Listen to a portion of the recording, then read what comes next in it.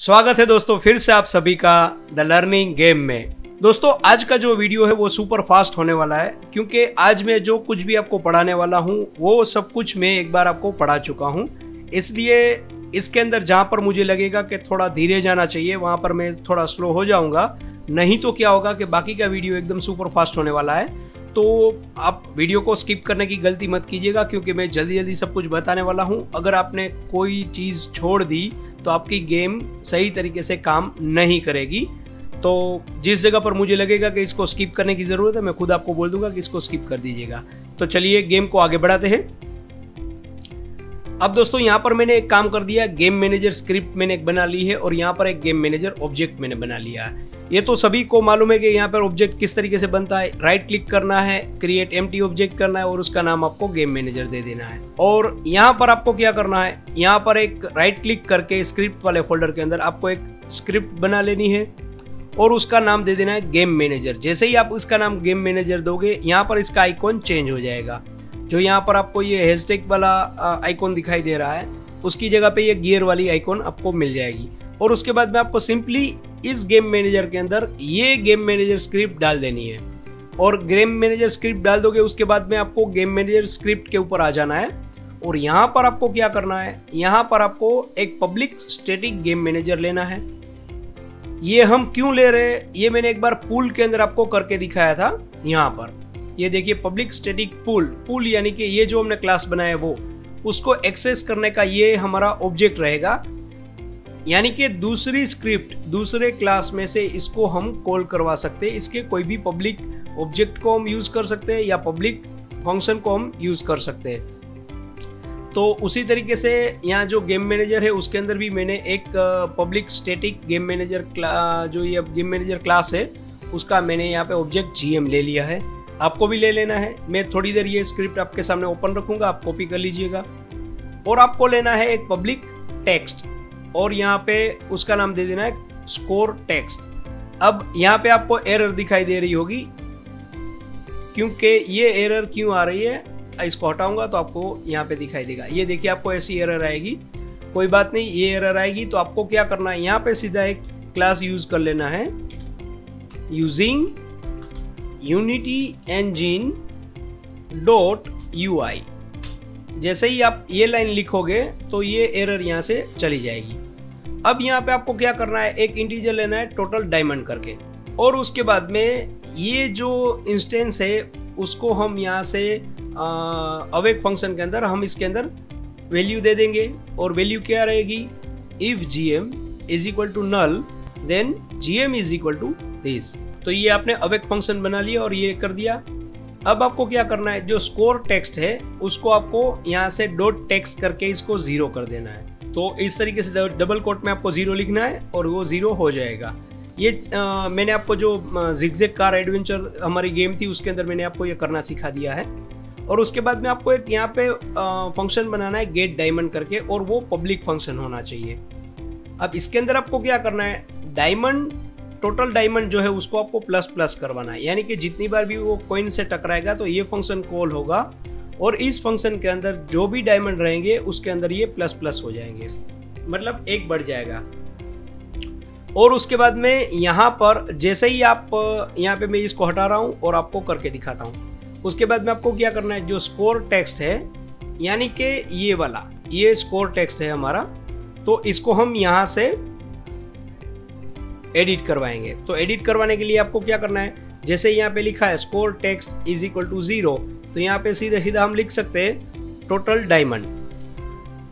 लेकिन यहाँ पर एरर रहेगी क्योंकि टोटल डायमंड जो है वो इंटीजर है और टेक्स्ट के अंदर हम स्ट्रिंग डाल सकते हैं। तो इसके लिए हमें क्या करना पड़ेगा, यहाँ पे डॉट करके आपको टू स्ट्रिंग लिखना है और ये वाली साइन आपको कर देनी है। तो ये अपने आप वहाँ पे टेक्स्ट ले लेगा। तो बस ये जो हो गया है, बस इतना ही आपको इसके अंदर करना है। एक बार मैं आपको स्क्रिप्ट स्क्रॉल करके दिखा देता हूं।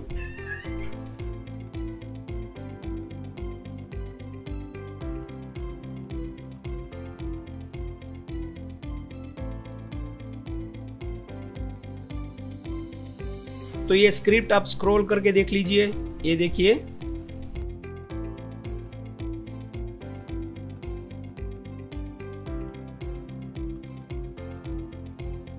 अपडेट फंक्शन की इसके अंदर फिलहाल हमें रिक्वायरमेंट नहीं है, लेकिन मैंने रखा है क्योंकि इन फ्यूचर कभी हमें जरूरत पड़ेगी। तो आपने स्क्रिप्ट देख ली। अब सीधा चलना है आपको पिकअप वाले क्लास में, यानी कि पिकअप वाली स्क्रिप्ट के अंदर आपको चलना है। और उसके अंदर आपको क्या करना है, यहाँ पे जो हमने एक ऑन कोलाइजन एंटर करके रखा था, उसके अंदर हमने टैग चेक करवाया था कि वो प्लेयर के साथ टकरा रहा है, तो हम ये सब कुछ कर रहे थे। अब इसके अंदर ऊपर आपको एक लाइन लिख देनी है, gamemanager.gm.getDiamond, यानी कि ये वाला फंक्शन कॉल हो जाएगा वहां से। तो बस ये आपके स्कोर अपडेट के लिए मैंने ये करके रखा है। तो आपको ये समझ में आ गया कि जैसे ही वो प्लेयर के साथ टकराएगा तो ये फंक्शन कॉल करेगा एक बार। अब आपको आ जाना है यूनिटी पर। यूनिटी पर आ जाने के बाद यहाँ पर गेम मैनेजर के अंदर जो मेन कैनवास के अंदर हमारे पास यहाँ पे टेक्स्ट है, यहाँ पे सिर्फ उसका नाम टेक्स्ट था, ऐसे मैंने उसका नाम डायमंड टेक्स्ट कर दिया।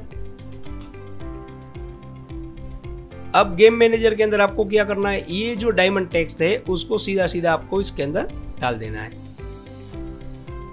बस।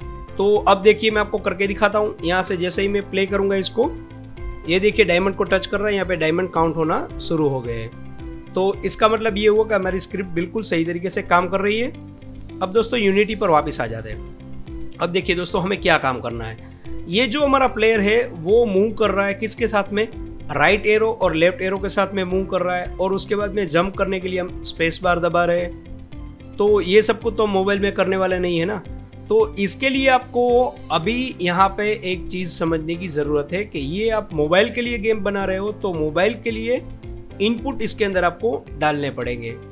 तो मोबाइल के हिसाब से आपको इसके अंदर इनपुट डालने पड़ेंगे, और ये जो प्लेयर है वो उस तरीके से काम करना चाहिए। चलिए, तो इसके लिए सीधा सीधा आपको सबसे पहले क्या करने की जरूरत है वो मैं आपको बता देता हूं। यहां पर आपको बिल्ड सेटिंग में आ जाना है, फाइल के अंदर क्लिक करोगे और उसके बाद में बिल्ड सेटिंग में आ जाओगे, या फिर Ctrl+Shift+D करोगे तो भी ये डायलॉग बॉक्स ओपन हो जाएगा। अब यहाँ पे जो पीसी और मैक लिखा हुआ है उसको हटाकर आपको एंड्रॉइड के ऊपर क्लिक कर देना है। एंड्रॉइड के ऊपर क्लिक करोगे तो अगर आपने एंड्रॉइड मॉड्यूल डाउनलोड नहीं किया होगा तो यहाँ डाउनलोड के लिए कहेगा आपको। अगर आपने डाउनलोड करके रखा होगा तो आपको सीधा स्विच प्लेटफॉर्म कर देना है। तो ये आपका प्लेटफॉर्म यहाँ पे आ गया है, और इसके अंदर आप यहाँ से जो डिफॉल्ट डिवाइस है उसके अंदर आप अपना मोबाइल लगा के रखोगे तो उसको आप यहाँ से सिलेक्ट कर सकोगे। जैसे कि मेरा अभी ये मोबाइल इसके साथ कनेक्टेड है तो मैं इसको सिलेक्ट कर सकता हूँ और बिल्ड एंड रन करूंगा तो मेरे मोबाइल के अंदर एपीके इंस्टॉल हो जाएगी और उसके बाद में मैं उसे प्ले भी कर सकूंगा। लेकिन आपको अगर मोबाइल के अंदर टेस्ट करना है तो ये तरीका फिलहाल के लिए सही नहीं है, आपको इस्तेमाल करना चाहिए। हाँ, ये तो करना ही करना है, इसको आप सेव करके रख लीजिए। दोस्तों अब आपको जरूरत पड़ने वाली है यूनिटी रिमोट 5 की। तो इसके लिए आपको सीधा आ जाना है गूगल प्ले स्टोर के ऊपर, मैंने डिस्क्रिप्शन में लिंक भी दे के रखी है, आप उसके ऊपर भी क्लिक करके डायरेक्टली अपने मोबाइल के अंदर वो इंस्टॉल कर सकते हो। तो ये यूनिटी की तरफ से ही है और ये फ्री है, तो इसको आपको अपने मोबाइल के अंदर इंस्टॉल कर देना है। आप इसको इंस्टॉल कर दोगे, उसके बाद में आप ये गेम यहाँ पर जो हम टेस्ट कर रहे हैं, जैसे मैं यहाँ पे प्ले करता हूँ और यहाँ पर हम इसे टेस्ट कर रहे हैं, तो वही चीज आप साथ साथ मोबाइल के अंदर भी कर सकते हो। तो मैं अपने मोबाइल की स्क्रीन जो है वो आपको शेयर करता हूं। तो दोस्तों ये रही मेरी मोबाइल की स्क्रीन, ये देखिए। आप यूनिटी रिमोट 5 के ऊपर क्लिक करोगे तो आप ये वाली स्क्रीन आपके मोबाइल के ऊपर आ जाएगी। अब आपको क्या करना है दोस्तों, आपको जाना है सेटिंग में। आप अपने मोबाइल के सेटिंग के अंदर जाइएगा।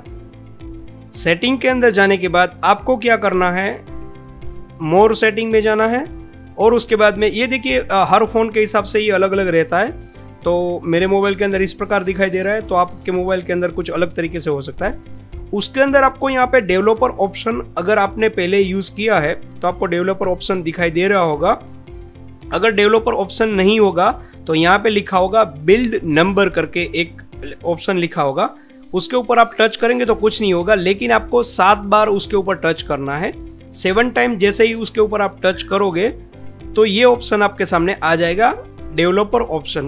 तो डेवलपर ऑप्शन जैसे ही आपके सामने आ जाएगा, आपको उसके ऊपर क्लिक कर देना है। उसके बाद में आपको यहाँ पे क्लिक करना है और ये आपको पूछेगा कि अलाउ डेवलपमेंट सेटिंग्स, तो आपको इसको ये ओके कर देना है। और उसके बाद में आप बाकी के सेटिंग को ऐसे ही छोड़ सकते हैं। और यहाँ पर एक जो है डिबगिंग, उसके अंदर आपको USB डिबगिंग आपको ऑन रखना है। तो ये दोनों आपने चेक कर दिया, उसके बाद में आप वापस आ जाएंगे यहाँ पर रिमोट पर। अब दोस्तों आपको क्या करना है कि आपके फोन को कनेक्ट करना है PC के साथ। अब जैसे ही आप कंप्यूटर के साथ अपना फोन कनेक्ट कर लोगे तो अब आपका डिवाइस जो है उसके अंदर आप अपनी ये ऐप टेस्ट करने के लिए तैयार हो। अब दोस्तों आपको आ जाना है यहाँ पे यूनिटी पर। यूनिटी पर आने के बाद आपको एडिट के ऊपर क्लिक करना है, उसके बाद में आपको करना है प्रोजेक्ट सेटिंग के ऊपर क्लिक। अब देखिए यहाँ पर बहुत सारे ऑप्शन आपको दिखाई दे रहे होंगे। आपको एडिटर के ऊपर जाना है। एडिटर के ऊपर जाने के बाद यहाँ पर साइड में अगर मान लीजिए कि ये आपको इस तरीके से दिख रहा है और इस तरीके से दिख रहा है मान लीजिए, तो आपको ये आगे का ऑप्शन आपको दिखाई नहीं दे रहा होगा। तो आप इसको इस तरीके से यहाँ से पकड़ के इसको बड़ा भी कर सकते हैं और इसको यहाँ से इस तरफ खींच भी सकते हैं। तो अगर ये आपको नहीं दिखाई दे रहा है तो इस तरीके से आप देख सकते हैं। अब देखिए यहाँ पे लिखा हुआ है यूनिटी रिमोट और उसके अंदर डिवाइस लिखा हुआ है। तो यहाँ पे जो नन है उसको आपको क्लिक करके एनी डिवाइस कर देना है। अब एनी डिवाइस क्लिक कर दोगे, उसके बाद में आप इसको यहाँ से क्लोज कर दीजिए। अब देखिए मैं इसको प्ले करके दिखाता हूँ। जैसे ही मैं इसको प्ले करूंगा तो ये जो प्लेयर आपको यहाँ पे दौड़ता हुआ नजर आ रहा है वही मेरी स्क्रीन के ऊपर भी आपको दौड़ता हुआ नजर आएगा। तो अगर मैं अपने मोबाइल के अंदर कुछ भी टच करता हूं तो ये इफेक्ट यहाँ पर होगी। तो चलिए फिलहाल इसको ऐसे ही छोड़ देते हैं। अब हम आगे बढ़ते हैं। तो प्लेयर कंट्रोलर के अंदर आप आ जाइए और उसके बाद में आपको क्या करना है, यहाँ पे एक आपको लिखना है मूव प्लेयर और इसको आपको कमेंट कर देना है और यहाँ पे लिखना है स्टार्ट और इसी का डुप्लीकेट करके आपको यहाँ पे लिख देना है एंड। अब यहाँ पे आपको लेना है वेक्टर 2।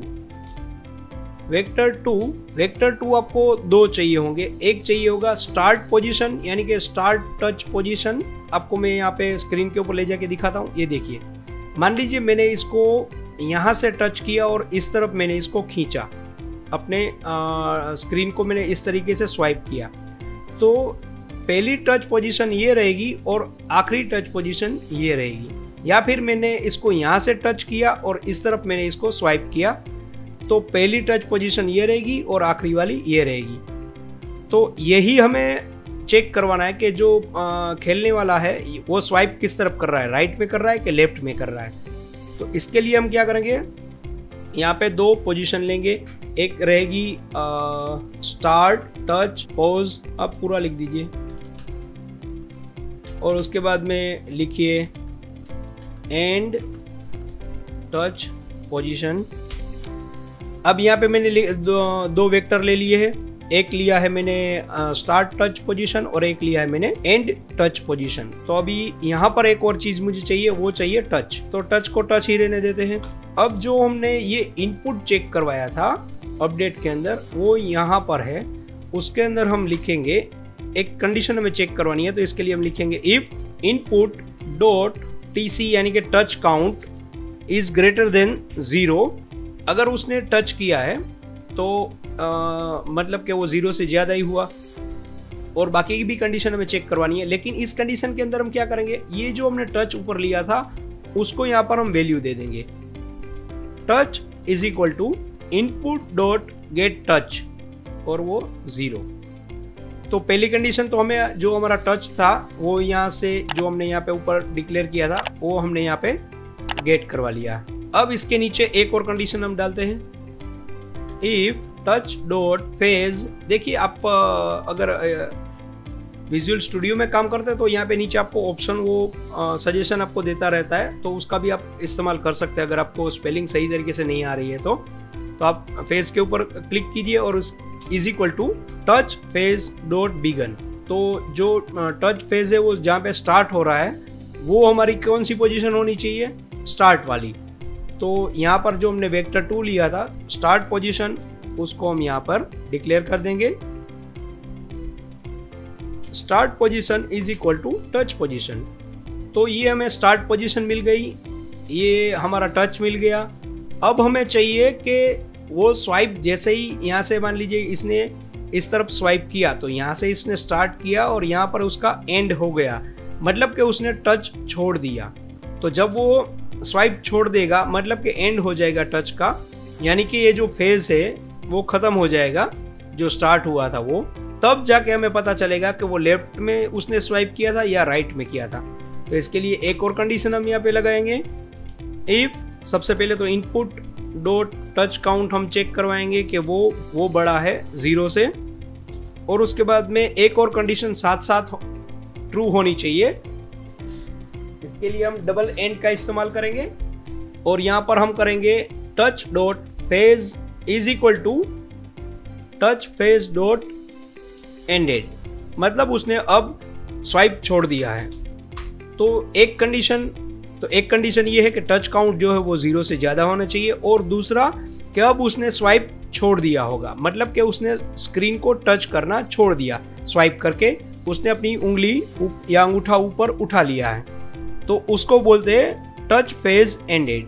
तो अब हमें मिल गया स्वाइप। अब हम यहाँ पर इसके अंदर भी कंडीशन डालेंगे। तो इसके अंदर कंडीशन डालने से पहले हम क्या करेंगे, ये जो स्टार्ट पोजीशन हमने ऊपर दे के रखी थी, तो अब एंड पोजीशन भी हम यहाँ पे दे देते हैं। And touch position is equal to touch position. तो चलिए अब मैं इसको थोड़ा और इसके अंदर हमें कुछ लाइन लिखनी पड़ेगी। अब हमें ये चेक करवाना है कि ये जो इसने स्वाइप किया था वो इस तरफ किया था या इस तरफ। तो मैंने आपको पहले भी बताया था कि एक्स वैल्यू जो है वो इस तरफ जाने पर प्लस होती है और इस तरफ जाने पर माइनस होती है।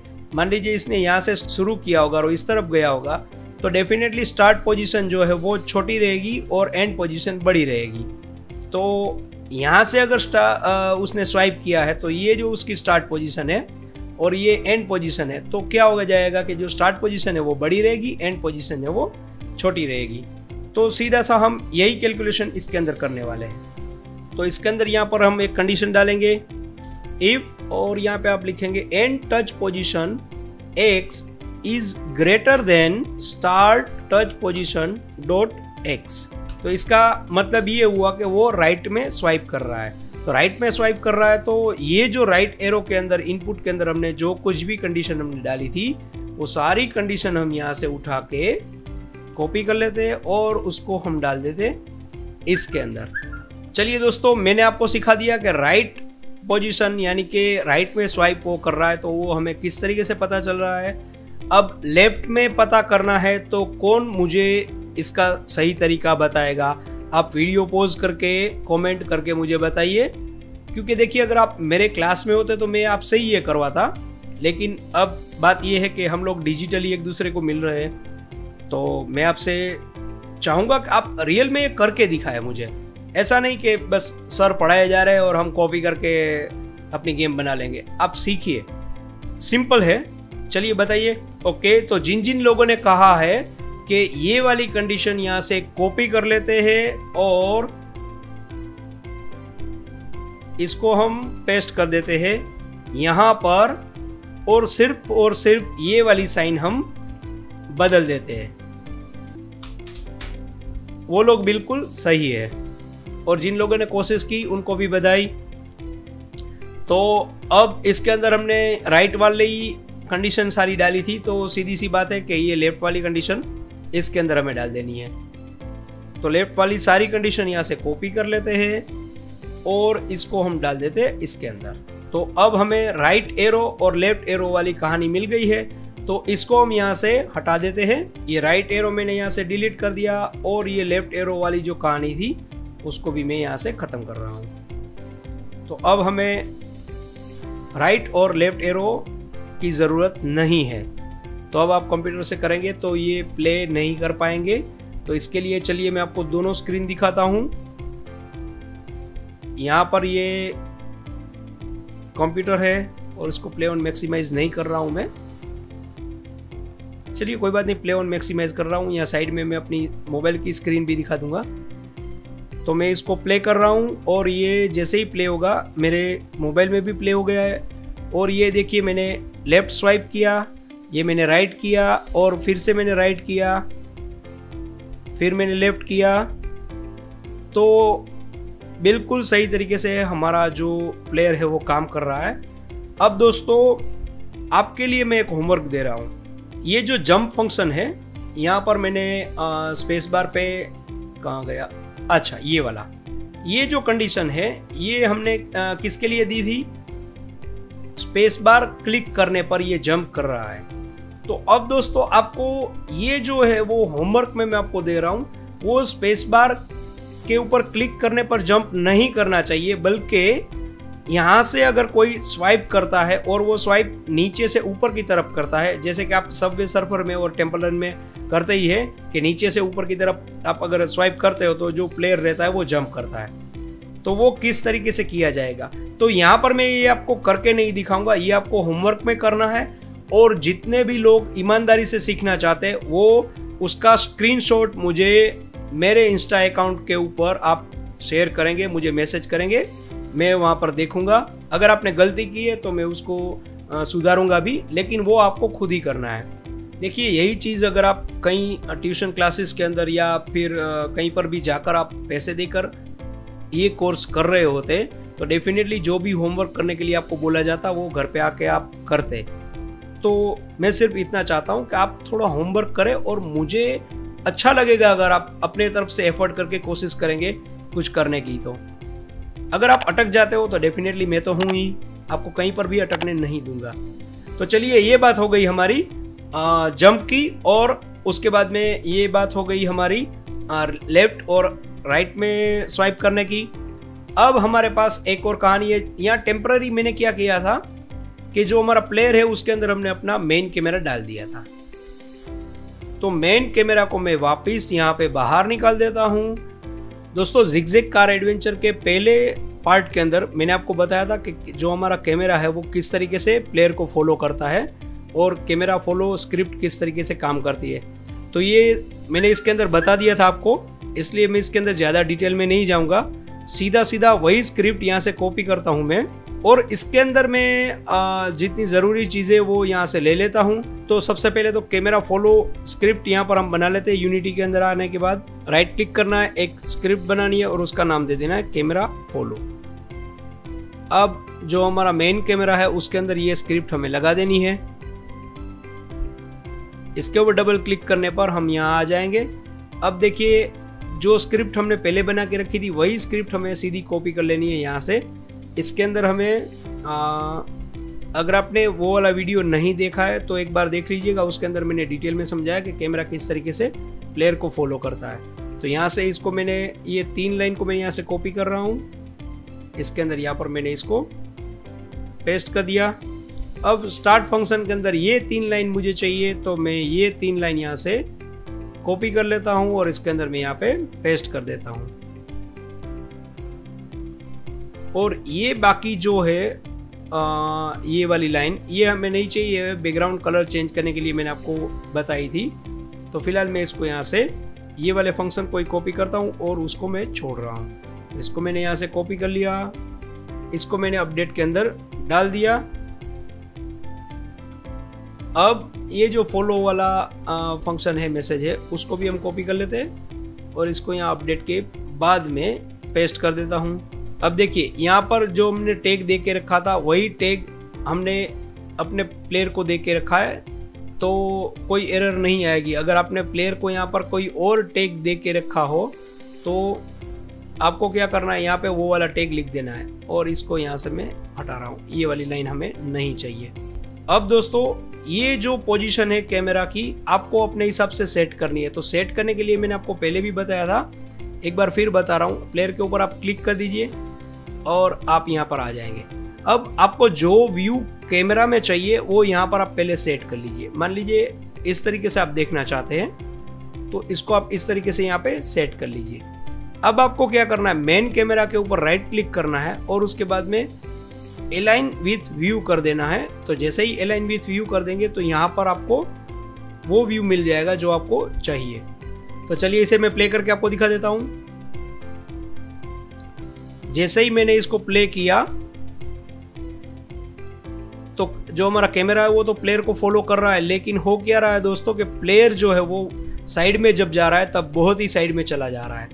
तो इसको मैं यहाँ से पॉज कर देता हूँ और इसको मैं यहाँ से थोड़ा सा बैक कर देता हूँ और इसको थोड़ा और ऊपर कर देता हूँ। और उसके बाद में फिर से वही करना है, मुझे मेन कैमरा के ऊपर क्लिक करना है और अलाइन विथ व्यू कर देना है।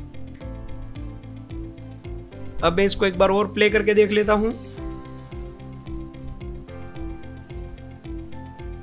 अब इसको मैं साइड में करके देखता हूं। साइड में करने पर भी वो सामने ही दिख रहा है, बहुत साइड में नहीं हो रहा है, तो ये अच्छी बात है। अब देखिए कैमरा को आप अपने हिसाब से सेट कर लीजिएगा। अगर आपको लेफ्ट ज्यादा रखना है या बैक में ज्यादा रखना है, जो कुछ भी करना है आप वो कर सकते हो इसके अंदर। अब दोस्तों दिल से एक बात बताइए, क्या मेरे पढ़ाने का तरीका आपको पसंद आ रहा है? क्या ये वीडियो आपको पसंद आई? अगर आपको पसंद आई तो इस वीडियो को लाइक जरूर कर दीजिएगा। अब दूसरी बात दोस्तों, ये यहाँ पर मैंने आपको ये स्कोर अपडेट करके दिखाया है, ठीक है।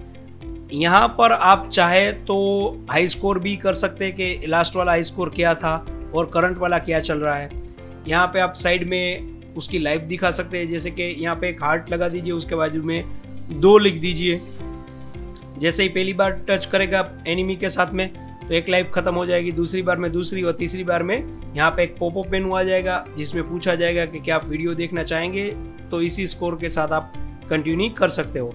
तो वो वीडियो देखेगा तो इसी स्कोर के साथ आप कंटिन्यू कर सकते हो। ऐसा बहुत कुछ इसके अंदर आप कर सकते हो। और ये सब कुछ मैंने आपको जो पहले एक सीरीज बनाई थी जिगजैग कार एडवेंचर, उसके अंदर ये सब कुछ मैंने आपको सिखा दिया है।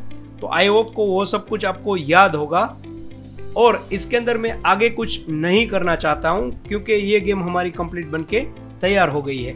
एक चीज मैंने आपको इसके अंदर नहीं बताई है कि यहाँ पर ये जो फॉग मैंने बनाई है वो किस तरीके से बनाई है, तो ये मैं आपको अभी करके दिखा देता हूं। तो उसके लिए आपको क्या करना है, सबसे पहले आपको कैमरा के ऊपर जाना है। कैमरा के ऊपर जाने के बाद आपको यहाँ से जो स्काई बॉक्स है उसको हटा के आपको करना है सॉलिड कलर। और सॉलिड कलर करने के बाद यहाँ से जो नंबर आपको मिल रहा है आप इसको ग्रे कलर कर दीजिए। और 8080 मैंने रखा है, मेरे लिए ठीक है। तो यहाँ से मैं इसको कॉपी कर लिया मैंने 8080 को। और अब आपको क्या करना है, विंडो के अंदर जाना है, उसके बाद में रेंडरिंग में जाना है। रेंडरिंग में जाने के बाद आपको लाइटिंग के ऊपर जाना है। लाइटिंग के ऊपर जाने के बाद एनवायरनमेंट में जाना है। एनवायरनमेंट में जैसे ही जाएंगे तो यहाँ पर जो फॉग ऑप्शन है वो चेक मार्क नहीं किया हुआ होगा, आपको वो चेक कर देना है। उसके बाद में आपको इसे लीनियर ले लेना है। लीनियर लेने के बाद आप यहाँ से अपने हिसाब से जो फॉग का डिस्टेंस है वो सेट कर सकते हैं। जैसे कि स्टार्ट फॉग है मैंने यहाँ पे 10 पे रखी है और एंड फॉग है वो मैंने 20 पे रखी है। आप ऐसा भी कर सकते हैं, स्टार्ट फॉग यहाँ से 20 पे कर दीजिए और एंड जो है वो 30 पे कर दीजिए, तो इतना उसको क्लियर दिखाई देगा। लेकिन मेरे हिसाब से 10 और